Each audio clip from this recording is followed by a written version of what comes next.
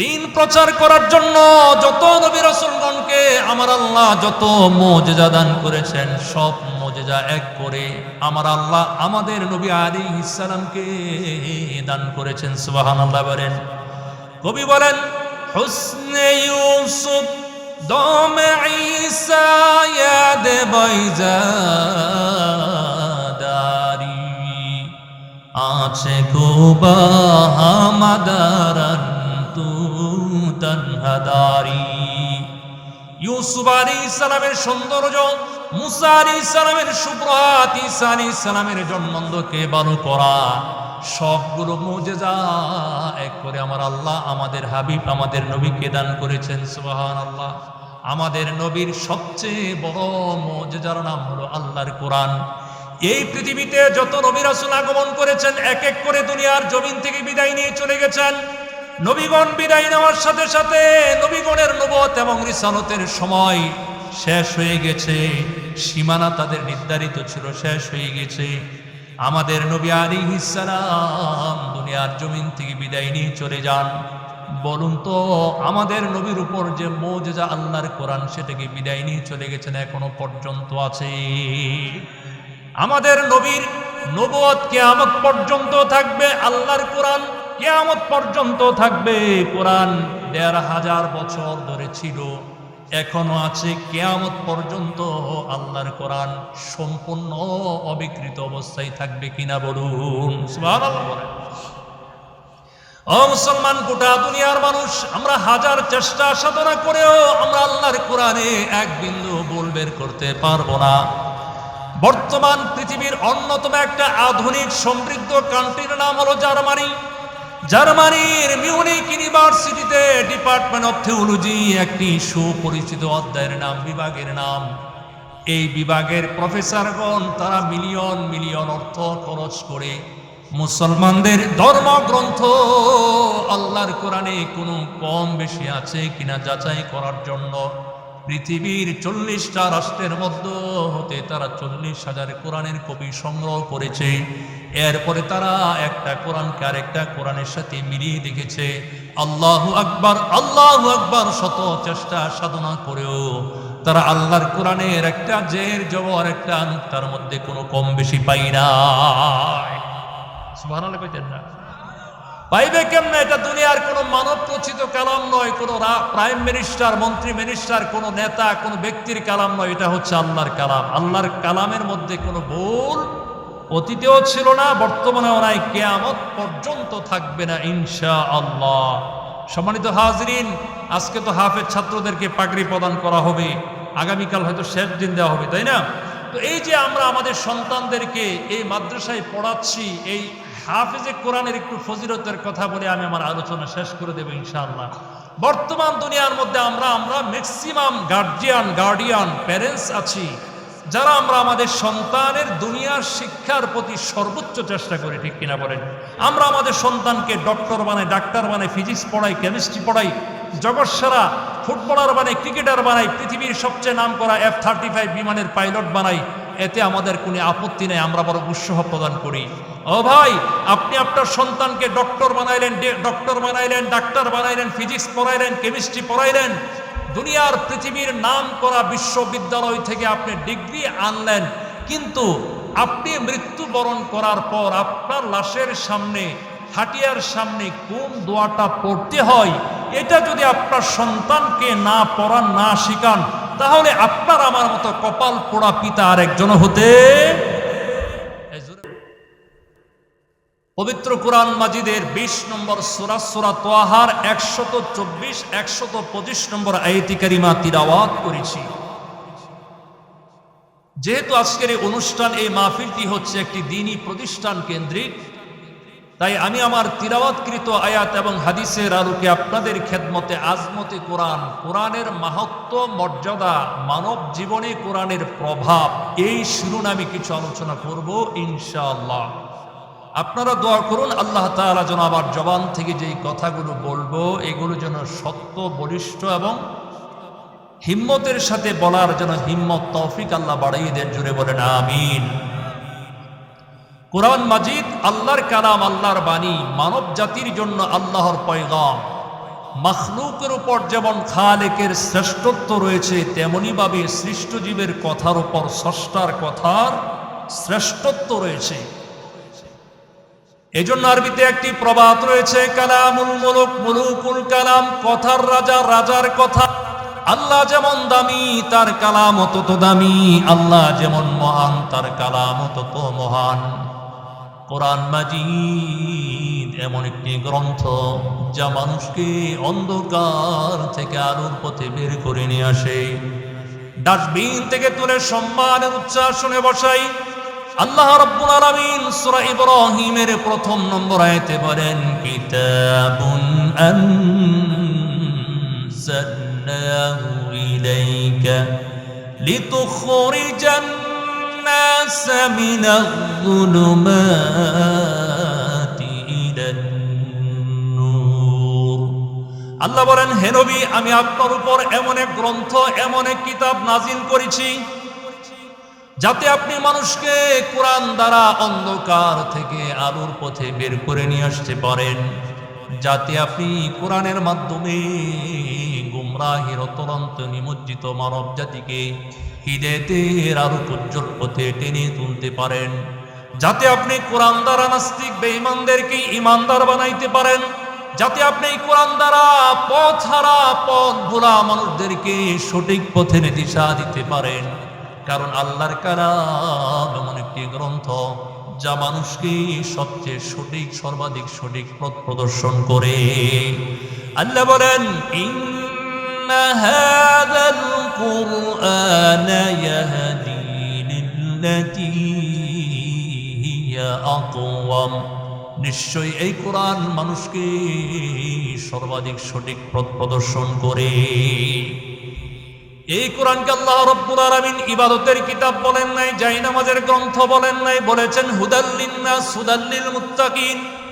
এই কোরআন হচ্ছে মানব জাতির জন্য, মুত্তাকিদের জন্য গাইডবুক, পথ নির্দেশ। একটি শিশুর জন্ম থেকে নিয়ে মৃত্যু পর্যন্ত, হাসরের ময়দান থেকে পুনরুত্থান পর্যন্ত, জান্নাত জাহান্নাম, প্রতিটি কদমে আল্লাহর কোরআন মানুষকে সঠিক পথ দেখায়। কাজে জীবনের যে কোনো ক্ষেত্রে আল্লাহর কোরআন থেকেই সমাধান নিতে হবে। আল্লাহ রাব্বুল আলামিন কোরআনে মাজিদ শুরু করেছেন বিসমিল্লাহর বা বর্ণ দিয়ে, শেষ করেছেন সূরা নাসের সিন বর্ণ দ্বারা। বা আর সিন দুটো মিলাইলে হয় বাস, মানে হলো এরাব যথেষ্ট। এর ব্যাখ্যা হলো, যে ব্যক্তি আল্লাহর কোরআন পড়েছে, যে ব্যক্তি আল্লাহর কোরআন পড়ে, যে ব্যক্তি আল্লাহর কোরআনকে ব্যক্তি জীবন, পারিবারিক জীবন, সামাজিক জীবন, জাতীয় জীবনে বাস্তবায়ন করে, এই কোরআন তার হিদায়াতের জন্য, নাজাতের জন্য যথেষ্ট হয়ে যায়। দুনিয়ার মধ্যে অন্য কোনো গ্রন্থ, অন্য কোনো তন্ত্র মন্ত্র, গণতন্ত্র, কমিউনিজম, অন্য কোনো সংবিধান তার মানার কোনো প্রয়োজন নাই। এই কোরআন তার মুক্তি আর হিদায়াতের জন্য যথেষ্ট হয়ে যায়। সুবহানাল্লাহ। এই কোরআন হচ্ছে মানবতার আবে হায়াত, মানবতার জীবন দ্বারা, মানবতার গাইডবুক। যে মজলিসে আল্লাহর কোরআন তিলাওয়াত করা হয়, ওই মাহফিলে আল্লাহ রহমতের বাড়ি দ্বারা নাজিল হতে থাকে। ম্যাগনেট যেমন লোহাকে আকর্ষণ করে, আল্লাহর কোরআন এমন একটি গ্রন্থ যা মানুষের দিলকে আকর্ষণ করে, আল্লাহ রহমতকে আকর্ষণ করে। আল্লাহ বলেন, ওয়াইযা কুরিয়াল কুরআনু ফাসতামিউ লাহু ওয়া আনসিতু লাআল্লাকুম তুরহামুন। আল্লাহ বলেন, যখন কোরআন তিলাওয়াত করা হয়, কোরআন পড়া হয়, মনোযোগ দিয়ে শ্রবণ করো, চুপ থাকো, যাতে তোমরা আল্লাহ তাআলা রহমত লাভে ধন্য হতে পারো। উলামায়ে কেরাম বলেন, কোরআনের মধ্যে যখন লা আল্লাহ শব্দের প্রয়োগ হয়, তখন বিল জাজমি ওয়াল ইয়াকিন তথা নিশ্চয়তার অর্থ প্রদান করে। এর মানে হচ্ছে, যেই জায়গার মধ্যে আল্লাহর কোরআন পড়া হয়, সেই জায়গায় 100% আল্লাহ তাআলা রহমতের বাড়ি দ্বারা নাজিল হয়ে যায়। সুবহানাল্লাহ। শুধু তাই না, যে মাহফিলে আল্লাহর কোরআন তেলাওয়াত করা হয়, এই মাহফিলে আগত সকল শ্রোতাগণকে আল্লাহ তাআলার পক্ষ হতে নূরের তৈরি ফেরেশতাদের মাধ্যমে সংবর্ধনা প্রদান করা হয়। কোরআনের মাহফিলে আগত সকল শ্রোতাগণকে মজলিস সমাপ্ত হওয়ার পর সাধারণ ক্ষমার ঘোষণা প্রদান করা হয়। সুবহানাল্লাহ।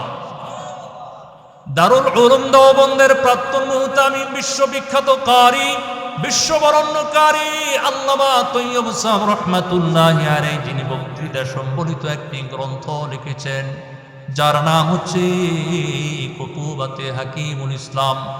খুতুবাতে হাকিমুল ইসলামের 2 নং খণ্ডের ভিতরে এ মর্মে একটি সুন্দর চমৎকার অনবদ্য হাদিস এনেছেন। নবী আলাইহিস সালাম বলেন, যখন কোনো মজলিসে আল্লাহর কোরআন পড়া হয়, আল্লাহর জিকির করা হয়, ইলমে দ্বীন সম্পর্কে আলোচনা করা হয়, তখন ওই মজলিসটাকে লক্ষ লক্ষ কোটি কোটি ফেরেশতারা চতুর্পার্শ্ব থেকে পরিবেষ্টন করে রাখেন। মজলিস সমাপ্ত হওয়ার পর ফেরেশতারা যখন আল্লাহ তাআলার দরবারে উপস্থিত হন, আল্লাহ তাআলার পক্ষ থেকে প্রশ্ন করা হয়, ও ফেরেশতাগণ, তোমরা কোথায় গিয়েছিলে? ফেরেশতারা উত্তর করবেন, আমরা দুনিয়ার মধ্যে আপনার বান্দাদের একটা মজলিসে অংশ নিয়েছিলাম। আল্লাহ তাআলা পুনরায় জানতে চাইবেন, ওই মজলিসে আমার বান্দারা কি করছিল?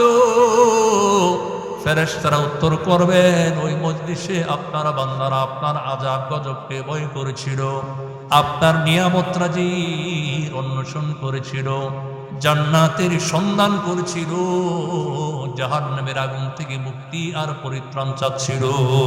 সুবহানাল্লাহ।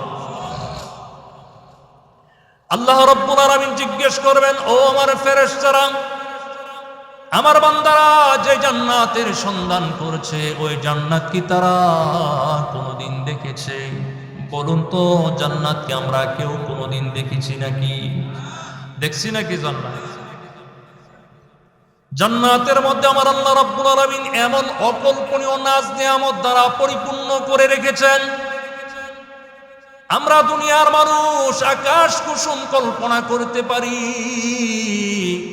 কিন্তু জান্নাতের মধ্যে আমার আল্লাহ রাব্বুল আলামিন এমন এমন নাজ নিয়ামত, এমন ভোগ সম্ভার প্রস্তুত করে রেখেছেন, দুনিয়ার মধ্যে কোনো মানুষের অন্তর, কোনো মানুষের চক্ষু কোনোদিন দেখেও নাই। সুবহানাল্লাহ। আল্লাহ পাক হাদিসে কুদসিতে বলেন, আদাতু লিবাদিয়াস সালিহিনা মা লা আইনুন রাত ওয়া লা উযুনুন সামিআত ওয়া লা খাতারা আলা কলবি বাশার। আল্লাহ বলেন, আমি আমার নেক বান্দাদের জন্য জান্নাতের মধ্যে এমন এমন নাজ নিয়ামত প্রস্তুত করে রেখেছি, মা লা আইনুন রাত, কোনোদিন কোনো মানুষের চক্ষু দেখে নাই, কোনোদিন কোনো মানুষের অন্তর কল্পনা করে শেষ করতে পারবে না। ফেরেশতারা বলবে, আয় আল্লাহ, আপনার এই বান্দারা জান্নাত জাহান্নাম এসবের কোনো কিছুই দেখে নাই, তবে আপনি দুনিয়ার মধ্যে যে নবী রাসূলগণকে প্রেরণ করেছিলেন, তারা ঈমানের দাওয়াত প্রদান করেছে, আখিরাতের কথা বলেছে, সেগুলোর প্রতি তারা দৃঢ় বিশ্বাস স্থাপন করেছিল। আল্লাহ পাক বলবেন, ও ফেরেশতাগণ, তোমাদেরকে সাক্ষী রেখে বলছি, এই মজলিসের মধ্যে যারা অ্যাটেন্ড করেছে, অংশ নিয়েছে, আমি আল্লাহ তাদের সকলকে সাধারণ ক্ষমা করে দিলাম। তারা যে জান্নাতের সন্ধান করেছে, ওই জান্নাত আমি আল্লাহ দান করে দিলাম। তারা যে জাহান্নামের আগুন থেকে মুক্তি আর পরিত্রাণ চাচ্ছিল, আমি আল্লাহ তাআলা তাদেরকে সেই জাহান্নাম থেকে মুক্তি আর পরিত্রাণ দিয়ে দিলাম। ও মুসলমান, এবার ফেরেশতারা বলবে, আয় আল্লাহ, এই মজলিসে সকলে তো আপনার জিকিরকারী ছিল না, সকলে তো আপনার জান্নাতের প্রত্যাশীও ছিল না, কিছু মানুষ দর্শক রূপে রাস্তার আশেপাশে দোকানপাটে দাঁড়িয়ে ছিল, এদের ব্যাপারে আপনার সিদ্ধান্ত ফয়সালা কি?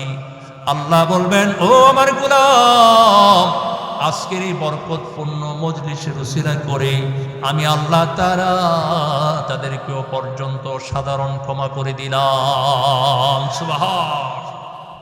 এই মজলিসটা দুনিয়ার কোনো রাজনৈতিক অনুষ্ঠান, পারিবারিক অনুষ্ঠান, সাংস্কৃতিক অনুষ্ঠান, কোন দুনিয়ার অনুষ্ঠানের সাথে তুলনা করা যায়? এটা হচ্ছে আল্লাহর কোরআনের মসজিদ, জিকিরের মসজিদ, দুনিয়ার জান্নাতের বাগান। আল্লাহর হাবিব এ জাতীয় মসজিদগুলোকে দুনিয়ার জান্নাতের বাগান বলে আখ্যায়িত করেছেন। সুবহানাল্লাহ বলেন। নবীজি সাল্লাল্লাহু আলাইহি ওয়াসাল্লাম বলেন, ইদা মারারতুম বিরিয়াদিল জান্নাতি ফারতাউ, যখন তোমরা জান্নাতের বাগান সমূহের পাশ দিয়া অতিক্রম করবে, ফারতাউ, জান্নাতের বাগানে তোমরা ভালো করে বিচরণ করিও। সাহাবে কেরাম প্রশ্ন করেছেন, ইয়া রাসূলুল্লাহ, দুনিয়ার মধ্যে আবার জান্নাতের বাগান কোনগুলো? নবী বলেছেন, হিলাকুজ যিকরি, জিকিরের মজলিস, কোরআনের মজলিস, আল্লাহওয়ালাদের মজলিস। সুতরাং যারা এখনো রাস্তাঘাটে, হাটে, বাজারে, দোকানপাটে বসা আছেন, মেহেরবানি করে মঞ্চের ভিতর শামিয়ানার নিচে চলে আসুন। হতে পারে আজকের এই মাহফিলটা আমার আপনার জীবনের শেষ মাহফিল, ঠিক কিনা বলেন? এজন্য ভাই, কালীগঞ্জের ভাই, ধার্মিক মানুষ, আপনারা সবাই একটু মেহেরবানি করে চলে আসেন। প্রধান বক্তা কাছাকাছি চলে আসছে, উনি খুবই গুরুত্বপূর্ণ আলোচনা করবেন। তাই এদিক সেদিক এখনো ঘোরাফেরা না করে, এখনো পর্যন্ত আর জাজমেন্ট করার দরকার নাই। ইনশাল্লাহ বক্তা যারা আলোচনা করবেন কোরআন হাদিস থেকে, তারা গুরুত্বপূর্ণ সার, গর্ব এবং নির্যাস গুরুত্বপূর্ণ আলোচনা ইনশাল্লাহ উপস্থাপন আমি সহ যারা আসবে করবে ইনশাল্লাহ, ঠিক কিনা বলেন? সবাই বলেন ইনশাল্লাহ। বলছিলাম, কোরআনে কারীম এমন একটি গ্রন্থ যা মানুষের দিল, মন, মস্তিষ্ক পরিবর্তন করে দেয়, মানুষের চরিত্র পরিবর্তন করে দেয়। এখন প্রশ্ন হতে পারে, আল্লাহর কোরআন মানুষের চরিত্র কেমনে পরিবর্তন করে? মুসলমান বন্ধুরা আমার, অতীতকালের একটি ঘটনা বললে বিষয়টি আপনারা সুন্দর করে বুঝতে সক্ষম হবেন। ইতিহাসের অন্যতম একজন সেরা খলনায়ক, বীরেন চরিত্রের নাম হলো হযরত উমর ইবনুল খাত্তাব রাদিয়াল্লাহু আনহু, যার সম্পর্কে নবীজি সাল্লাল্লাহু আলাইহি ওয়াসাল্লাম বলেছেন, আশাদ্দুহুম ফি আমরিল্লাহি উমর, আল্লাহর বিধান পালন করার জন্য উমর যিনি সবচেয়ে কঠোর ছিলেন, সবচেয়ে কঠিন মনের অধিকারী ছিলেন। আল্লাহর নবী হযরত আবু বকরের শানে বলেছেন, আরহামু উম্মতি বি উম্মতি আবু বকর, আমার উম্মতের মধ্যে সবচেয়ে সফট দিল, সবচেয়ে নরম দিলের অধিকারী হচ্ছেন সাইয়েদনা আবু বকর, আর সবচেয়ে কঠিন দিলের অধিকারী হচ্ছেন সাইয়েদনা উমর ইবনুল খাত্তাব রাদিয়াল্লাহু আনহু। উমর ইবনুল খাত্তাব এমন একজন লৌহ মানব ছিলেন, যাকে দেখে শয়তান রাস্তা ছেড়ে বেগে পলায়ন করত। ওমর তো এমন একজন মহান মানব ছিলেন, যিনি ইসলাম গ্রহণ করার পর তার নামের মধ্যে কোনো পরিবর্তন আসে নাই। ইসলাম গ্রহণ করার পূর্বেও তার নাম ছিল উমর, ইসলাম গ্রহণ করার পরও তার নাম থেকে যায় উমর। সুবহানাল্লাহ। যে উমরের মতো সঙ্গে দিলের মানুষ, কঠিন দিলের মানুষটা আল্লাহর কোরআন তেলাওয়াত শ্রবণ করে, যিনি আল্লাহর কোরআনের কাছে পরাভূত হয়ে যান, পরাজিত হয়ে যান। সিরাতের গ্রন্থে এসেছে, একদিন নবীজি সাল্লাল্লাহু আলাইহি ওয়াসাল্লাম হেরেমের ভিতরে নামাজ পড়ছিলেন।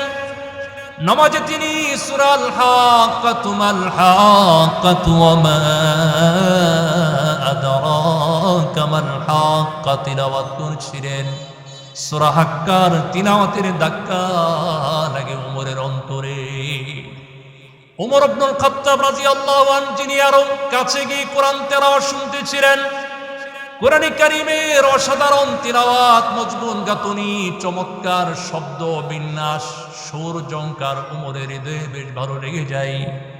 তিনি বলেন, আমি মনে মনে ভাবলাম নিশ্চয়ই মুহাম্মদ একজন কবি, যেমনটা মক্কার কাফের মুশরিকরা বলে থাকে।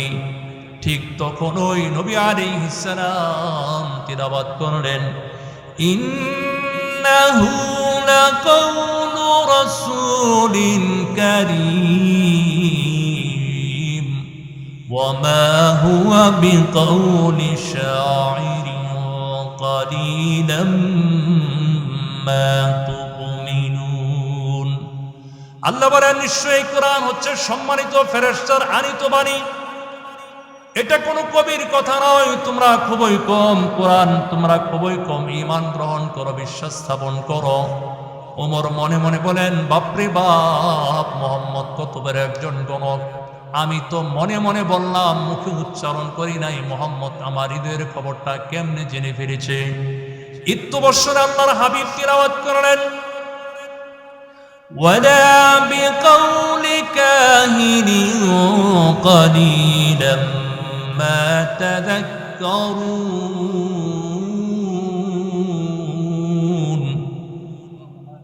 তানযীলুম মির রাব্বিল আলামিন।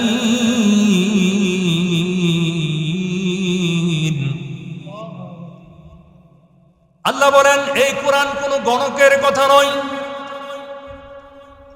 তোমরা এই কোরআন নিয়ে খুবই কম রিসার্চ করো, অনুধাবন করো। এটা হচ্ছে বিশ্বজাহানের পালনকর্তা আল্লাহ তাআলার পক্ষ থেকে অবতীর্ণ।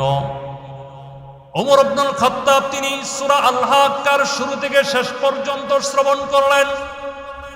তিনি বলেন, সেদিন ইসলাম আমার বুকে একটু সামান্য জায়গা দখল করে নিল। এদিকে মক্কার কাফের মুশরিকদের নেতা আবু জাহিল্লা পুরস্কার ঘোষণা করেছে, যে ব্যক্তি মুহাম্মদকে হত্যা করে গর্দান কেটে নিয়ে দিতে পারবে তাকে 100 উট পুরস্কার প্রদান করা হবে। চিল্লায়া বলেন নাউজুবিল্লাহ। ওমর ইবনুল খাত্তাব নবী আলাইহিস সালামকে হত্যা করার উদ্দেশ্যে তিনি বাড়ি থেকে উন্মুক্ত তরবারি নিয়ে বের হয়ে পড়লেন। পথিমধ্যে দেখা হলো নুআইম ইবনে আব্দুল্লাহ নামক একজন ব্যক্তির সাথে। নুআইম ইবনে আব্দুল্লাহ বললেন, ভাই ওমর, কোথায় যাচ্ছ? ওমর বললেন, মুহাম্মদের গর্দান কাটার জন্য বের হয়েছে। জুরে বলেন নাউজুবিল্লাহ।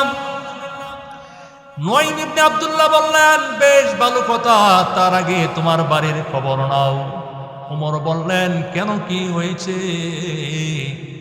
নুআইম ইবনে আব্দুল্লাহ বললেন, তোমার বোন এবং ভগ্নিপতি কালিমা পড়ে স্বধর্ম ত্যাগ করে মুহাম্মদের দ্বীন ধর্ম আদর্শ গ্রহণ করে নিয়েছে। সুবহান। এই কথা শোনার পর উমর তো এমনি রাগে ফায়ার, শরীরটা আরো গরম হয়ে গেছে, রাগে উন্মাদ হয়ে গেছে। রাগে গুসায় উন্মাদ হয়ে তিনি বোনের বাড়ির দিকে ছুটলেন।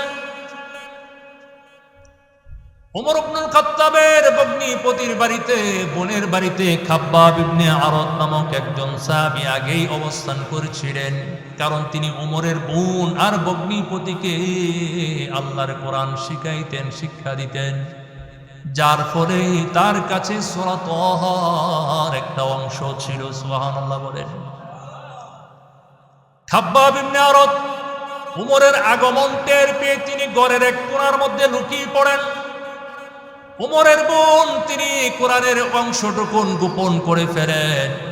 উমর তখন আসার সময় একটু তেলাওয়াতের শব্দ তার কানের মধ্যে বেশি ছিল। তিনি ঘরের মধ্যে দরজায় নক করে বললেন, তোমরা জানি কি তেলাওয়াত করছিলে? উমরের বোন বলল, না ভাইজান, আমরা এমনিতেই পরস্পর কথাবার্তা বলতেছিলাম। এবার উমর বলল, শুনেছি তোমরা নাকি আমাদের বাপ দাদা ধর্ম ছেড়ে মুহাম্মদের নতুন ধর্ম গ্রহণ করে নিয়েছ। ওমরের ভগ্নিপতি বলল, ভাইজান, সত্য দিন ধর্ম গ্রহণ করতে অসুবিধা কিসের? এ কথা বলা মাত্র ওমর তার উপর ঝাঁপিয়ে পড়লেন, প্রহার করতে শুরু করলেন, মারধর শুরু করলেন। ভগ্নিপতিকে মেরে মেরে রক্তাক্ত করে দিলেন। উমরের বোন সামনে এসে দাঁড়াইলেন, তাকেও মারলেন। এক পর্যায়ে উমরের বোন কঠিন নারী মূর্তি ধারণ করে বললেন, উমর, তুমি মক্কার শীর্ষস্থানীয় সন্ত্রাসী হতে পারো, বীর বাহাদুর হতে পারো, আমি কিন্তু তোমাকে বিন্দু পরিমাণ ভয় করি না। ইমানদার কখনো কোনো কাফের মুশরিককে ভয় করতে পারে না, পারে কিনা বলেন? যারা সত্যিকার ইমানদার, পৃথিবীর পরাশক্তি, সুপ্রিম পাওয়ার আমেরিকা, রাশিয়া, চীন, জার্মান, ভারত এবং পৃথিবীর কোন সুপ্রিম পাওয়ারকে ভয় করতে পারে না। যারা ইমানদার তারা ভয় করে কাকে? জুড়ে বলেন, একমাত্র আল্লাহকেই ভয় করে। ওমরের বোন বলতেছে, ভাইজান তুমি মক্কার বড় সন্ত্রাসী হতে পারো, বীর বাহাদুর হতে পারো, কিন্তু আমি কিন্তু তোমাকে বিন্দু পরিমাণ ভয় করি না। শুনে নাও, এতদিন যেই কালিমা গোপন করে রেখেছিলাম, আজকে যেই কালিমার জন্য মায়ের খাইলাম, রক্ত ঝড়াইলাম, এই কালিমা আর গোপন করে লাভ নাই। আজকে আমরা প্রকাশ্য ওপেনলি ঘোষণা দিচ্ছি, আশহাদু আল্লা ইলাহা ইল্লাল্লাহু আশহাদু আন্না মুহাম্মাদার রাসূলুল্লাহ। সুবহান। ওমরের বোনের কথা শুনে ওমরের মনটা নরম হয়ে গেল। বোন আর ভগ্নিপতিকে রক্তাক্ত দেখে ওমর তিনি নিজেও লজ্জিত হয়ে গেলেন, অনুতপ্ত হয়ে গেলেন। এবার ওমর বলতেছে, বোন তোমরা জানি কি গ্রন্থ কি কিতাব পড়তেছিল, আমাকে একটু দাও, আমি একটু তেলাওয়াত করে দেখি। ওমরের বোন বললেন, ভাইজান আপনি তো হচ্ছেন মুশরিক, আপনি নাপাক, অপবিত্র অবস্থায় আল্লাহর কোরআন তেলাওয়াত করা যায় না। আপনি তাড়াতাড়ি ওযু করে পবিত্রতা অর্জন করুন, তারপরে আল্লাহর কোরআন তিলাওয়াত করবেন। বোনের কথায় ওমর তিনি ওযু করলেন। ওযু করার পর তিনি সূরা তাহার অংশ কপিটা নিয়ে তিলাওয়াত শুরু করলেন। বিসমিল্লাহির রহমানির রহিম। তাহা ما أنزلنا عليك القرآن لتشقى إلا تذكرة لمن يخشى تنزيلا ممن خلق الأرض والسماوات العلى الرحمن على العرش استوى له ما في السماوات وما في الأرض وما بينهما وما تحت الثرى। পড়তে পড়তে ইন্নানি আনাল্লাহ লা ইলাহা ইল্লা আনা ফাবুদুনি ওয়াকিমিস সালাতা লিযিকরি। এতটুকুন পড়ার পর ওমর বললেন, বাহ বাহ কি সুন্দর কালাম। বললেন, বোন তোমরা তাড়াতাড়ি আমাকে তোমাদের নবীর নিকট নিয়ে চলো। সুবহানাল্লাহ বলেন। তখনও পর্যন্ত ওমর ইবনে খাত্তাবের হাতে উন্মুক্ত তরবারি ঝুলতেছিল। সেই সময় নবীজি সাল্লাল্লাহু আলাইহি ওয়াসাল্লাম দারুল আরকামে অবস্থান করেছিলেন। আল্লাহর হাবিব দরজা ওপেন করে দেখেন আর কেউ নয়, মক্কার সবচেয়ে বড় সন্ত্রাসী, সবচেয়ে বড় বীর বাহাদুর, ভাবি খলিফাতুল মুসলিমিন, অর্ধজাহানের খলিফা ওমর ইবনে খাত্তাব দাঁড়িয়ে আছেন। সুবহানাল্লাহ বলেন। আল্লাহর হাবিব ওমর ইবনে খাত্তাবের কাঁধের মধ্যে একটা ঝাঁকুনি দিয়ে বললেন, ও খাত্তাবের বেটা ওমর, আর কতদিন পর্যন্ত তুমি মূর্খতার শিকড় আঁকড়ে ধারণ করবে? এখনো কি সত্যনের ধর্ম গ্রহণ করার সময় আসে নাই? এ কথা বলা মাত্রই উমর বিগলিত হয়ে বলতে লাগলেন, ইয়া রাসূলুল্লাহ, আমি আর দেরি করছি না, আমি আর পারছি না, আপনি আমাকে কালিমা পড়ে মুসলমান বানিয়ে নিন। সুবহানাল্লাহ। ওমর প্রকাশ্য ঘোষণা করলেন, লা ইলাহা ইল্লাল্লাহু মুহাম্মাদুর রাসূলুল্লাহ, আশহাদু আল্লা ইলাহা ইল্লাল্লাহু আশহাদু আন্না মুহাম্মাদান আবদুহু ওয়া রাসূলুহু। যেই ওমর এসেছিলেন নবী আলাইহিস সালামের গর্দান কাটার জন্য, কার কথাই? তাগুতের কথাই। তাগুত হচ্ছে আবু জাহেল, উতবা, শাইবা। যেই ওমর তাগুতের দাসত্ব করে আল্লাহর হাবিবের গর্দান কাটার জন্য এসেছিলেন, আল্লাহর কোরআনের সংস্পর্শে কোরআন তেলাওয়াত শ্রবণ করে সেই ওমর ইবনে খাত্তাব আল্লাহর হাবিবের গোলাম হয়ে যান। যেই ওমর ইসলাম গ্রহণ করার আগ পর্যন্ত তিনি ছিলেন জিরো। বুঝেন না, কোনো দাম নাই। কোরআন তেলাওয়াত করে, কোরআন শ্রবণ করে, কালিমা পড়ে মুসলমান হওয়ার পর তিনি হয়ে যান হিরো। কি হয়ে যান? হিরো। ইতিহাসের সেরা খলনায়ক থেকে তিনি হয়ে যান মহানায়ক। শুধু তাই না, আল্লাহর হাবিব উমরের শানে বলেন, উমরের নেকি কেমন? হাসানাত উমর কাদাদি নুজুমিস সামা। নবী আমার বলেন, আসমানের নক্ষত্ররাজি গণে গণে শেষ করা যাবে, কিন্তু আমার উমরের নেকি এত বেশি, আসমানের নক্ষত্র গণে শেষ করা যাবে, উমরের নেকি কোনোদিন গণে গণে শেষ করা যাবে না।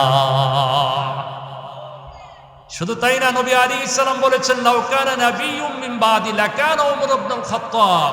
আমার পরে যদি কেউ নবী হতেন, নবুয়তের দরজা কিয়ামত পর্যন্ত বন্ধ লক করে দিয়েছেন। কেউ যদি নবী হতেন, সেই সম্মান মর্যাদা আল্লাহ তাআলা আমার প্রিয় সাহাবী উমর ইবনুল খাত্তাবকে দিয়ে দিতেন। সুবহান। প্রভু তুমি বলেছ রাসূল দেবে না,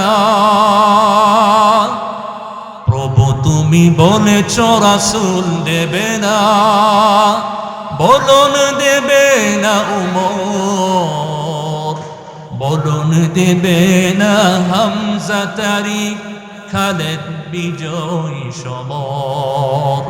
প্রভু তুমি বলেছ রাসূল দেবে না। ঠিক কিনা বলেন? ও মুসলমান, উমর ইবনুল খাত্তাব কালিমা পড়ে মুসলমান হওয়ার পর সাহাবে কেরাম এত জোরে তাকবীর ধ্বনি দিয়েছিলেন, সিরাতের গ্রন্থে এসেছে তিনি ছিলেন 17তম মুসলমান। কততম মুসলমান বলেন? 17তম মুসলমান ছিলেন।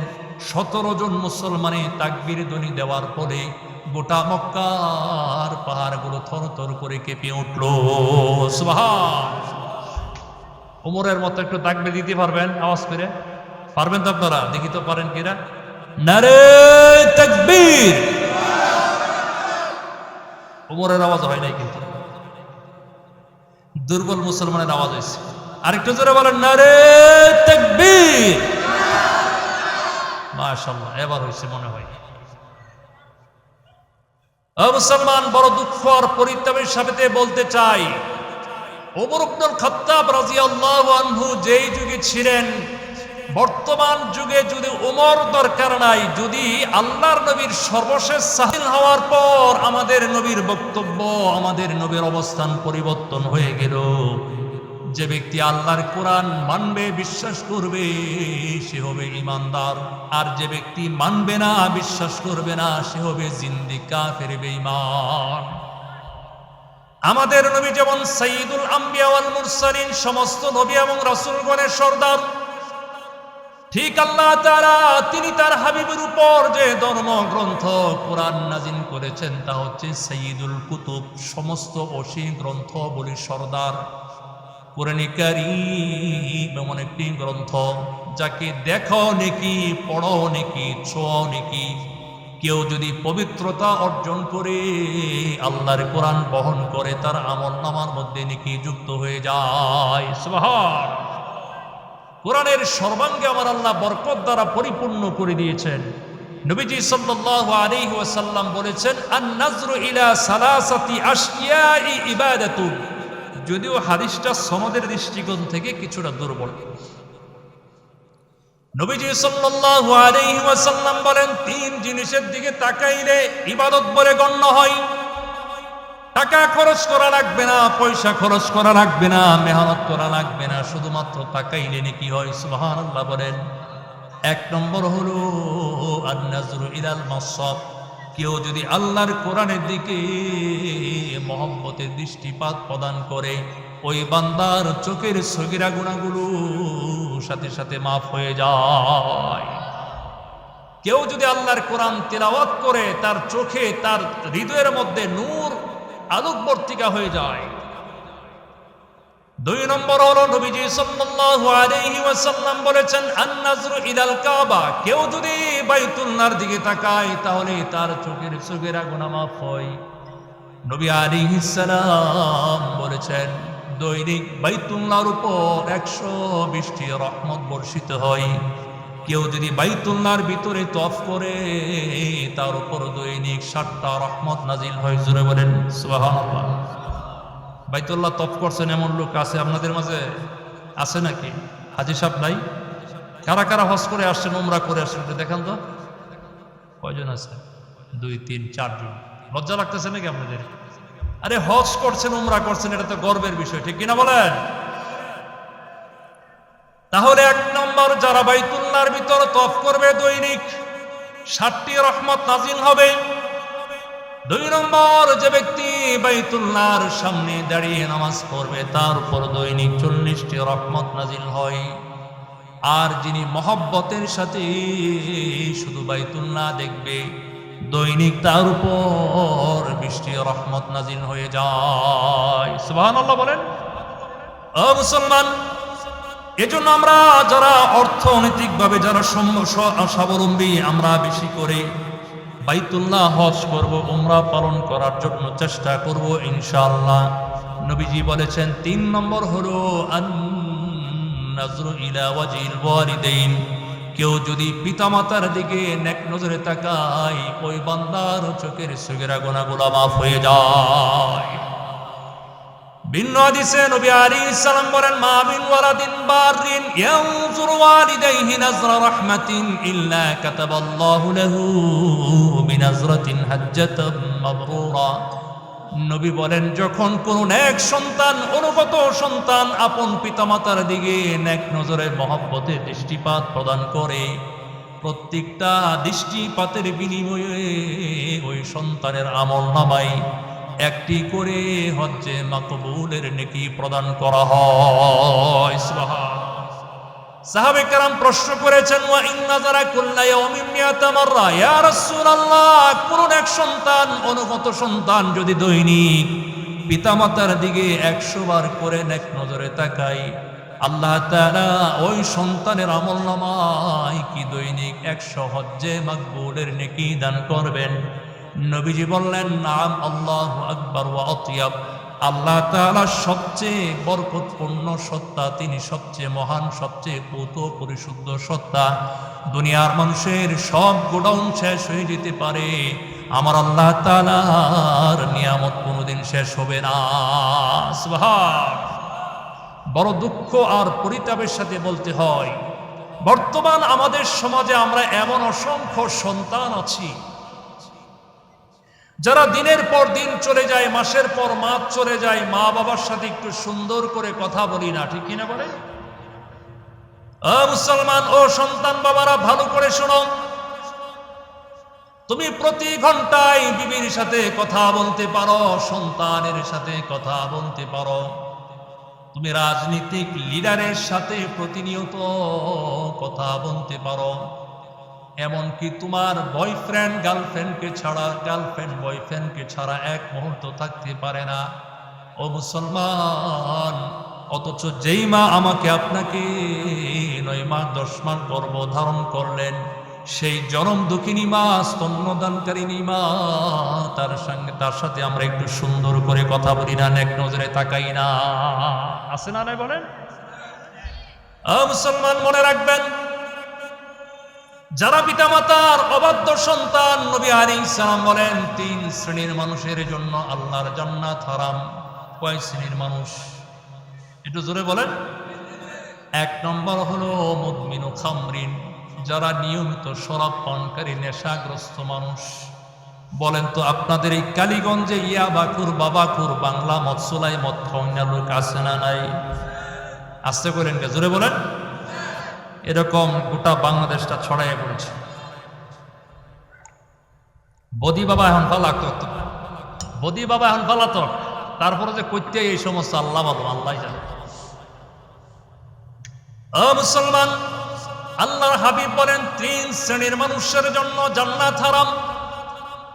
1 নম্বর হলো শরাব পানকারী, 2 নম্বর হলো ওয়ালিদাইহি, পিতামাতার অবাধ্য সন্তান, 3 নম্বর আল্লাহর নবী বলেন আদ-দায়ুস, দায়ুস কখনো জান্নাতে প্রবেশ করবে না। ও মুসলমান, মনে রাখবেন, আল্লাহর হাবিব তিরমিজির 1 বর্ণনায় কিয়ামতের ছোট ছোট 15টা আলামত, নিদর্শনের কথা বলেছেন। এর মধ্যে অন্যতম একটা গুরুত্বপূর্ণ নিদর্শন হলো আতাআর রাজুলু ইমরাতাহু, পুরুষেরা বিবিদের আনুগত্য করবে। আমরা যারা স্বামী আছি, বউয়ের কথায় আমরা উঠা বসা করব, বৈধ বলুক অবৈধ বলুক, জায়েজ না জায়েজ, বউয়ের সমস্ত আমরা আবদারগুলো মেনে নিব। আসি না নাই বলেন? বউয়ের কথা চলে এমন পুরুষ আছে না নাই বলেন তো? এরপর আল্লাহর হাবিব বলেন, এমন একটা সময় আসবে যখন পুরুষেরা বিবিদের আনুগত্য করবে, ও আক্কা উম্মাহু, মা বাবার নাফরমানি করবে, মায়েদের সাথে খারাপ আচরণ করবে। আমাদের বাংলাদেশে পেপার পত্রিকা খুললেই দেখি সন্তান ঢাকা এবং রাজধানী ঢাকার মধ্যে গুলশানে, গাজীপুর শহরের মধ্যে 5 তলা 10 তলা বাড়ি বানায়, বাড়ি নির্মাণ করে, অথচ বাড়ি যার উসিলায় নির্মাণ করে সেই গর্ভধারিণী মা 5 তলা তো দূরের কথা, 10 তলা তো দূরের কথা, সন্তানের নিজ তলায় পর্যন্ত থাকার মতো জায়গা হয় না। আছে না নাই বলে? মুসলমান শুধু তাই না, কত জায়গায় আমরা দেখি গর্ভধারিণী মা, স্তন্যদানকারিণী মা সন্তানের ঘরের মধ্যে থালা বাসন মাঝে রান্না বান্না করে বৃদ্ধ হয়ে গেছে। এক বেলা যদি থালা বাসন মুছতে না পারে, ঘর ঝাড়ু না দেয়, ওই মায়ের জন্য খাবার জুটে না। আপনাদের এই কালীগঞ্জে মনে হয় নাই? আহা, নবীজি সাল্লাল্লাহু আলাইহি ওয়াসাল্লাম বলেছেন, ওয়া আদনা সাদিকাহু ওয়া আকসা আবাহু, এমন একটা সময় আসবে যখন সন্তান আপন বন্ধুকে বাবার মতো মর্যাদা দিবে, সম্মান করবে। ওয়া আকসা আবাহু, বাবার সাথে চাকর সুলভ আচরণ করবে। রিকশাওয়ালা, কামলাওয়ালা, মজুরের সাথে যে ধরনের আচরণ করা হয়, সন্তান নিজের মা বাবার সাথে ওরকম আচরণ করবে। আছে না নাই বলুন? বাংলাদেশে এমন বহুত ঘটনা আছে, গ্রামীণ পরিবেশ থেকে একটা সন্তান যখন বিসিএস ক্যাডার করে, যখন দামি চাকরি করে, গুলশান বনানী ধানমন্ডিতে যখন তার অফিস হয়ে যায়, গ্রামের বাবা লুঙ্গি পরিধান করে রাজধানী ঢাকায় গেলে ওই বাবা নিজের ওই সন্তান নিজের ওই কি বলে পিতার পরিচয়টা পর্যন্ত দিতে লোক সমাজের মধ্যে লজ্জা করে। আছে না না? শুধু তাই নয়, এমনও ঘটনা দেখেছি বাবাকে নিজের চাকর, বাড়ির চাকর বলে আখ্যায়িত করেছে। মুসলমান খুব ভালো করে মনে রাখবেন, এটা বহুল পরীক্ষিত বিষয়।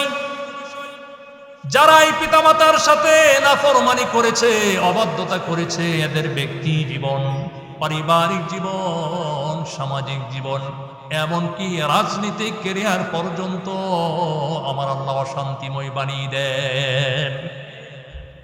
শুধু তাই না, কোনো কাজের মধ্যে শান্তি নাই, বরকত নাই। এটা হচ্ছে দুনিয়ার সিস্টেম। আর পরকালের শাস্তি কি নবী বলেন? নবীজি সাল্লাল্লাহু আলাইহি ওয়াসাল্লাম বলেন, কুল্লু যুনুবি ইয়াখিরুল্লাহু মিনহা মা শা ইলা ইয়াউমিল কিয়ামাহ। এই পৃথিবীতে যত গুনাহ, যত অপরাধ আছে, সব অপরাধের শাস্তি আমার আল্লাহ যতদিন ইচ্ছা ততদিন পর্যন্ত বিলম্বে কার্যকর করেন। কিন্তু ইল্লা উকুকুল ওয়ালিদাইন, কোন সন্তান যদি মা বাবার নাফরমানি করে, এর শাস্তি আমার আল্লাহ তার জীবদ্দশায়, তার হায়াত থাকাকালীন আমার আল্লাহ কার্যকর করে দিয়ে দেন। এজন্য যাদের ঘরে মা আছে, বাবা আছে, তাদের সাথে আমরা সুন্দর আচরণ করব, সদাচরণ করব। এটা লম্বা আলোচনা, ওই দিকে আমি যাব না ইনশাআল্লাহ। আমার সাবজেক্ট হচ্ছে কোরআনের আজমত, সম্মান আর মর্যাদা। তাহলে নবী বলেছেন 3 শ্রেণী, 3 জিনিসের দিকে তাকাইলে নেকি হয়। 1 নম্বর হচ্ছে আন নাজরু ইলাল মাসহাফ, আল্লাহর কোরআনের দিকে তাকাইলে চোখের সকিরা গুনাহ জোরে পড়ে যায়, চোখের মধ্যে নূর পয়দা হয়। কোরআন যিনি তিলাওয়াত করেন এবং শ্রবণ করেন, প্রত্যেকের দিলের মধ্যে আল্লাহ তাআলা রহমতের বারিধারা নাজিল করে দেন। সুবহান। এই কোরআন হচ্ছে সর্বকালের, সর্বযুগের সর্বশ্রেষ্ঠ মুজিজা। সুবহানাল্লাহ বলেন। কোরআন কারীম হচ্ছে জীবন্ত মুজিজা।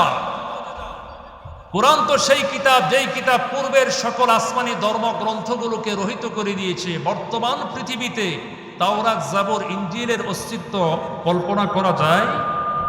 আল্লাহ তাআলা নবীগুলোর উপর যে মাসহাফ, সহিফা নাজিল করেছেন, সেগুলো বর্তমান দুনিয়ার মধ্যে নাই।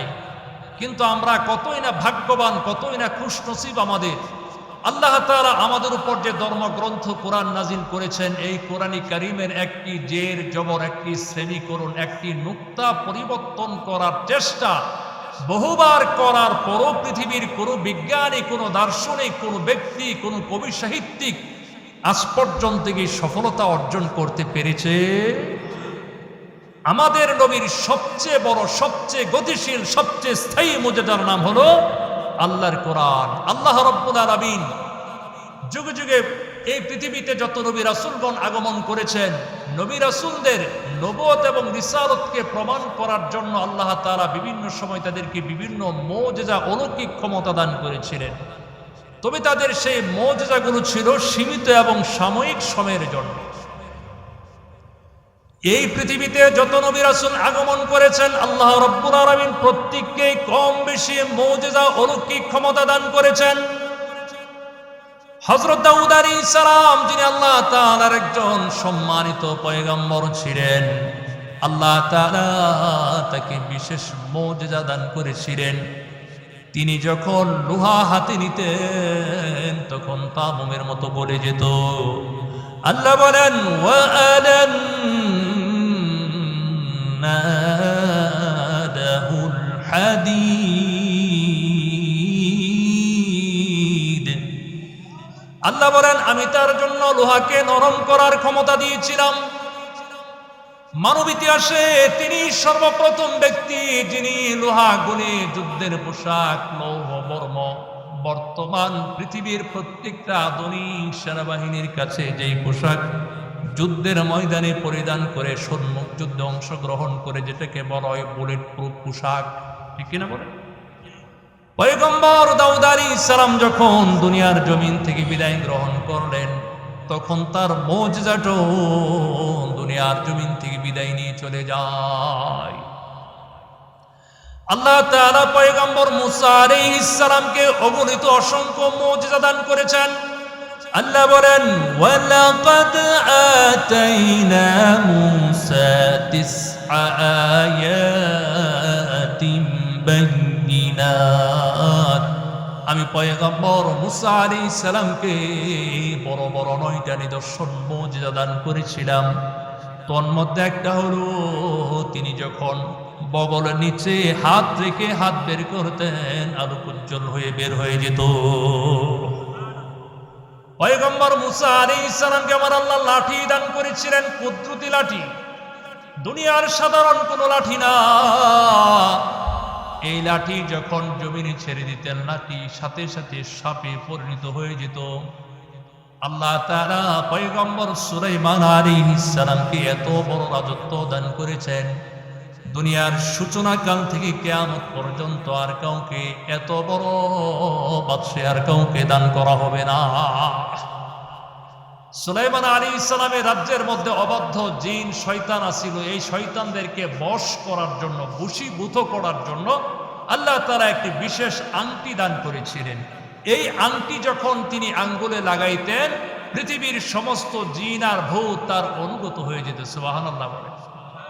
আমি আপনি দুনিয়ার সবচেয়ে দামি হীরা, জহরত, স্বর্ণ, রূপা আর যত যত আংটি আছে, এগুলো যদি 5 আঙ্গুলের মধ্যে যদি 20টা লাগাই, এক একটা জিন আর ভূত তো দূরের কথা, একটা মশা মাছি আমার আপনার অনুগত হবে নাকি? হবে না। আল্লাহ তাআলা পয়গম্বর ঈসা আলাইহিস সালামকে মুজিজা দান করেছিলেন। তিনি যখন মাটির তৈরি পাখিতে বিসমিল্লাহ বলে ফুঁক দিতেন, পাখিটি উড়ে যেত। তার সবচেয়ে বড় মুজিজা হলো, তিনি যখন কবরের পাশে দাঁড়িয়ে বলতেন, কুম বিইযনিল্লাহ, আল্লাহর নির্দেশে ও মৃত মানুষেরা তোমরা কবর থেকে দাঁড়িয়ে পড়ো, সাথে সাথে কবরের মৃত মানুষটি দাঁড়িয়ে যেত। এছাড়া তিনি জন্মান্ধ কুষ্ঠ রোগের চোখে হাত বোলাইলে, জন্মান্ধ রোগের চোখে হাত বোলাইলে চোখ ভালো হয়ে যেত, কুষ্ঠ রোগ ভালো হয়ে যেত। আল্লাহ তাআলা পয়গম্বর ঈসা আলাইহিস সালামকে যখন দ্বিতীয় আসমানে তুলে নিয়ে যান, ঈসা আলাইহিস সালামের মুজিজাগুলো দুনিয়ার জমিন থেকে কার্যকারিতা খতম হয়ে যায়। আছে নাকি বলেন? এখন আছে।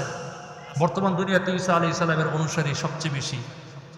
পৃথিবীতে খ্রিস্টানদের সংখ্যা হচ্ছে 100-র মধ্যে 34%। কত পার্সেন্ট? মুসলমান আছে 23%। পৃথিবীতে খ্রিস্টানদের সংখ্যা 350 কোটি। এই খ্রিস্টানরা যদি একসাথে ওই জন্মান্ধ রোগী আর কুষ্ঠ রোগের গায়ে হাত বোলায়, জন্মান্ধ রোগের চোখ ভালো তো দূরের কথা, যতটুকু আছে ওইটাও শেষ হয়ে যাবে, ঠিক কিনা বলেন? আল্লাহ তাআলা পয়গম্বর ইউসুফ আলাইহিস সালামকে মুজিজা দান করেছিলেন, তার সৌন্দর্য। আল্লাহ তাআলা পয়গম্বর ইউসুফ আলাইহিস সালামকে এমন চমৎকার সৌন্দর্য দান করেছিলেন, মিশরের তৎকালীন রমণীগণ ইউসুফ আলাইহিস সালামের সৌন্দর্য দেখে তারা ফল কাটার পরিবর্তে আঙ্গুল কর্তন করে ফেলেছিল। আল্লাহ পাক সূরা ইউসুফের মধ্যে সেই ঘটনা বলেন। আল্লাহ বলেন, ফালাম্মা রাআইনাহু আকবারনাহু ওয়া কাত্তানা আইদিয়াহুম ওয়া কুলনা হাশা লিল্লাহি মা হাযা বাশারা ইন হাযা ইল্লা মালাকুন কারীম। আল্লাহু আকবার বলেন। মিশরের নারীরা ইউসুফ আলাইহিস সালামের সৌন্দর্য দেখার পর বলল, আল্লাহ, উনি তো কোনো মানুষ না, আল্লাহর কসম উনি কোনো মানুষ হতে পারেন না, তিনি হচ্ছেন আল্লাহ তাআলার পক্ষ হতে সম্মানিত ফেরেশতা। আম্মাজান আয়েশা বলেছেন, মিশরের নারীরা ইউসুফ আলাইহিস সালামের সৌন্দর্য অবলোকন করে তারা ফল কাটার পরিবর্তে আঙ্গুল কর্তন করে ফেলেছিল। তারা যদি আমাদের নবীর সৌন্দর্য এক নজর দেখত তাহলে তারা তাদের কলিজাটাই কর্তন করে ফেলে দিত। সুবহান। আমাদের নবীর সৌন্দর্য পৃথিবীতে কেমন ছিল, আল্লামা কুরতুবী রহমাতুল্লাহি আলাইহি তিনি লিখেছেন, নবীজি সাল্লাল্লাহু আলাইহি ওয়াসাল্লামের সৌন্দর্য এই ধরা পৃষ্ঠে পুরোপুরি প্রকাশ করা হয়নি। আল্লাহর নবীর সাহাবে কারাম হাজার হাজার শত চেষ্টা সাধনা করেও নবী আলাইহিস সালামের পুরোপুরি সৌন্দর্যের বর্ণনা তারা হাদিসের গ্রন্থগুলোর মধ্যে লিপিবদ্ধ করতে পারেন নাই। সুবহান।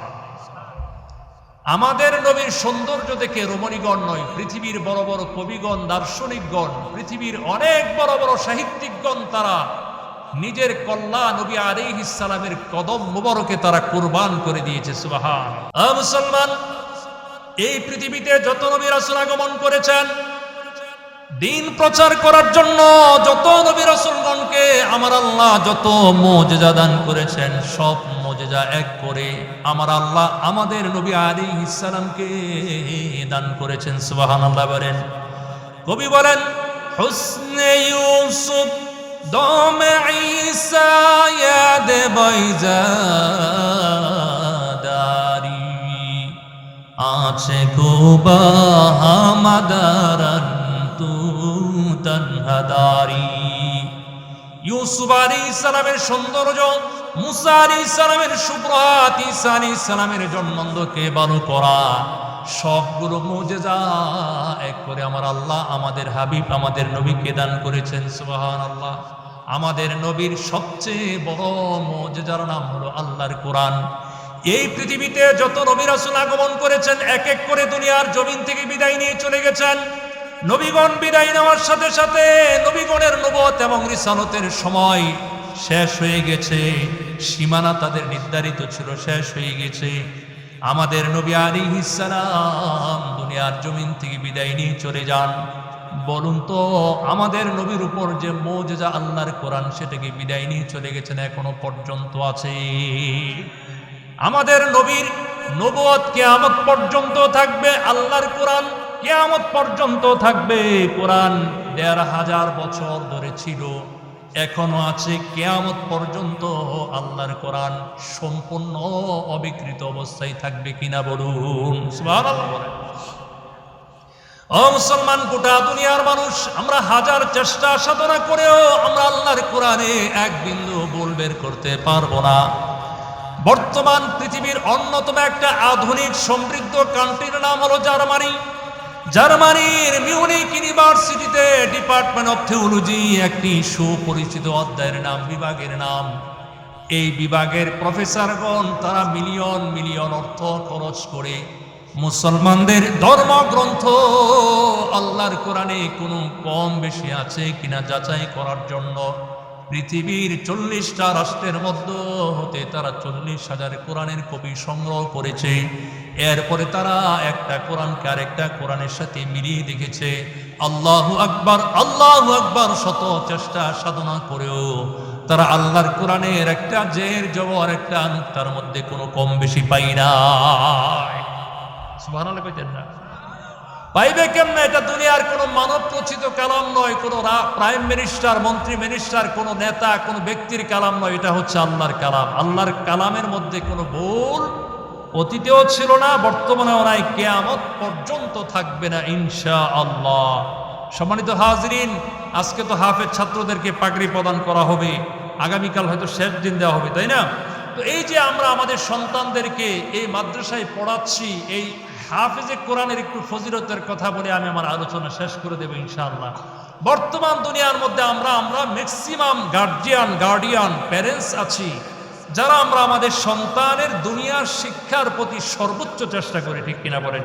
আমরা আমাদের সন্তানকে ডক্টর বানাই, ডাক্তার বানাই, ফিজিক্স পড়াই, কেমিস্ট্রি পড়াই, জগৎ সেরা ফুটবলার বানাই, ক্রিকেটার বানাই, পৃথিবীর সবচেয়ে নামকরা F-35 বিমানের পাইলট বানাই। এতে আমাদের কোনো আপত্তি নেই, আমরা বড় উৎসাহ প্রদান করি। ও ভাই, আপনি আপনার সন্তানকে ডক্টর বানাইলেন, ডাক্তার বানাইলেন, ফিজিক্স পড়াইলেন, কেমিস্ট্রি পড়াইলেন, দুনিয়ার পৃথিবীর নাম করা বিশ্ববিদ্যালয় থেকে আপনি ডিগ্রি আনলেন, কিন্তু আপনি মৃত্যুবরণ করার পর আপনার লাশের সামনে, হাটিয়ার সামনে কোন দোয়াটা পড়তে হয় এটা যদি আপনার সন্তানকে না পড়ান, না শিখান, তাহলে আপনার আমার মতো কপাল পোড়া পিতা আর একজনও হতে জোরে বলেন না, কে পারে নাকি বলেন? ও মুসলমান, একটু চিন্তা করুন, আমার আপনার মৃত্যুবরণ করার পর আমার আপনার সন্তান আমার লাশের সামনে জানাজার সালাত পড়াতে পারবে কিনা? কবরস্থ করার পর বারাটিয়া বলবি না আমার আপনার সন্তান নিজে কবরের পাশে দাঁড়িয়ে সূরাতুল ইয়াসিন, সূরা ইখলাস, সূরাতুল ফাতিহা তিলাওয়াত করতে পারবে কিনা?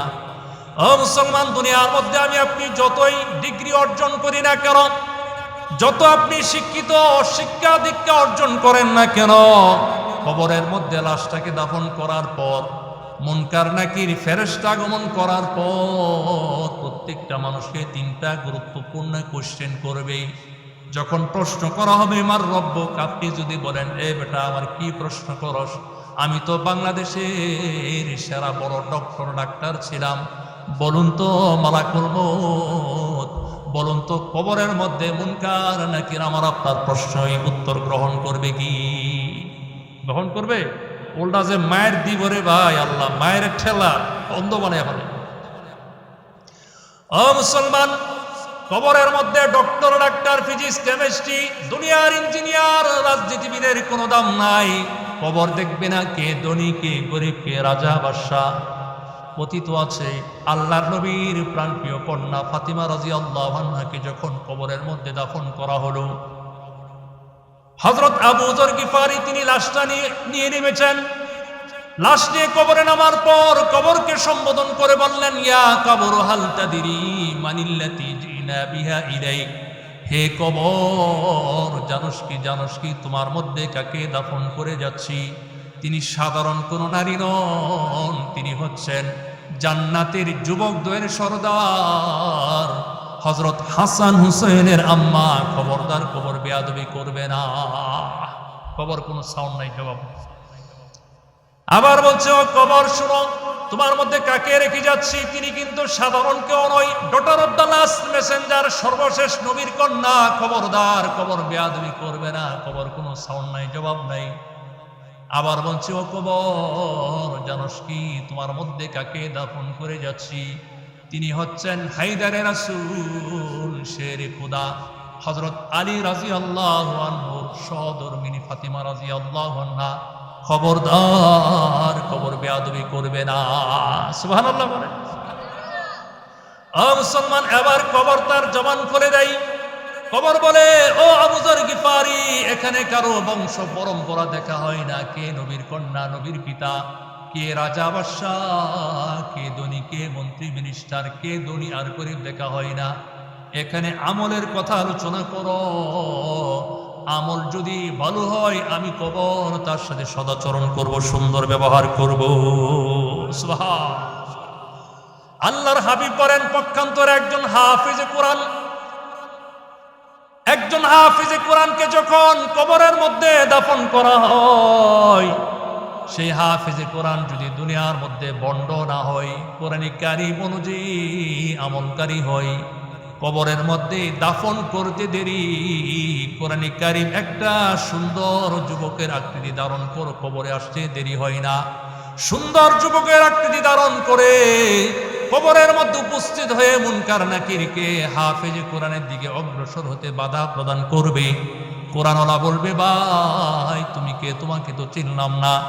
দুনিয়ার মধ্যে কত সুদর্শন, কত চমৎকার যুবক দেখেছি, কিন্তু তোমার মতো এমন সুন্দর যুবক তো কোনোদিন দেখি নাই, ভাই তুমি কে? কোরআন বলবে, ও বন্ধু তুমি টেনশন করো না, চিন্তা করো না, আমি হলাম সেই কোরআন, যেই কোরআন দুনিয়ার মধ্যে তোমার সিনার মধ্যে সংরক্ষণ করে রাখতে, যেই কোরআন তুমি দিবানিশি রাত দিন 24 ঘন্টা তেলাওয়াত করতে। এরপর মুনকার নাকির ফেরেশতা বলবে, ও বন্ধু আমাদেরকে একটু জায়গা দাও, তারে কিছু প্রশ্ন করব। কোরআন বলবে, ও মুনকার নাকির আজকে যা কিছু প্রশ্ন করার আমাদেরকে করো, আজকে কোরআনওয়ালার পক্ষ হয়ে তোমাদেরকে সবগুলো প্রশ্নের উত্তর প্রদান করব। সুবহান।